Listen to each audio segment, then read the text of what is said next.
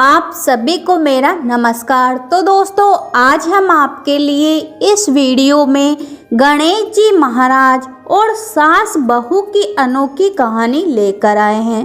तो प्रेम से बोलिए गणेश जी भगवान की जय हो।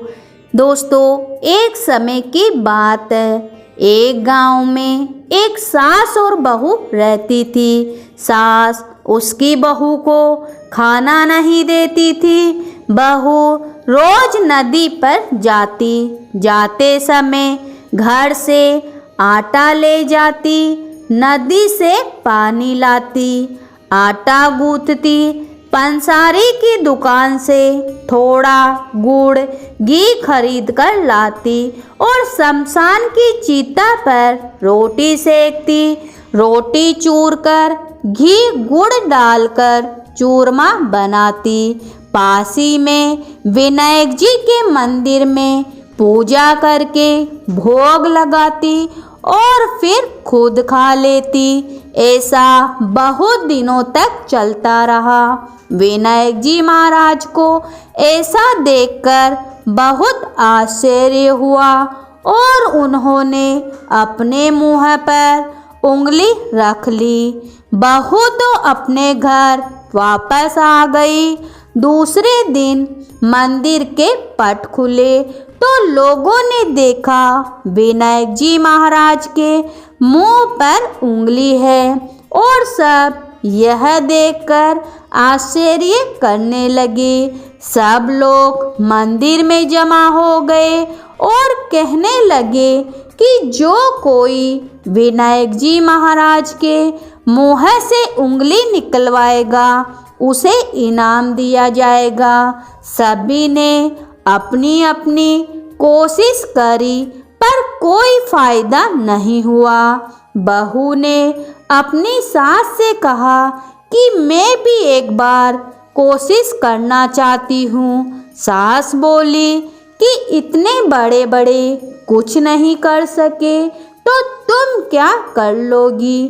पर बहू ने कहा मैं विनायक जी महाराज के मुंह से उंगली निकलवा दूंगी।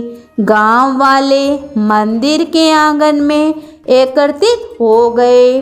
बहू आई, निज मंदिर में जाकर दरवाजा बंद कर दिया और विनायक जी महाराज से बोली कि मैं मेरे घर से आटा लाती हूँ, नदी से पानी लाती हूँ, पंसारी की दुकान से गुड़ घी लाती हूँ और चिता पर रोटी सेकती हूँ। इनमें आपको क्या आपत्ति हुई? आपको मुंह से उंगली हटानी ही पड़ेगी। विनायक जी महाराज ने सोचा, इसने पहले मुझे भोग लगाया, सच्चे मन से मुझे ध्याया है, इसकी बात तो माननी ही पड़ेगी और उंगली हटा ली। बहू ने मंदिर के दरवाजे खोले। लोगों ने देखा कि विनायक जी महाराज ने उंगली हटा दी है। गांव वाले कहने लगे कि बहू तू क्या जादू टोना करके आई है जिससे विनायक जी महाराज ने उंगली हटा दी। बहू ने कहा मेरी सास मुझे खाना नहीं देती, तब मैं घर से आटा, नदी से पानी और पंसारी की दुकान से गुड़ लाकर चिता पर उसे सेकती।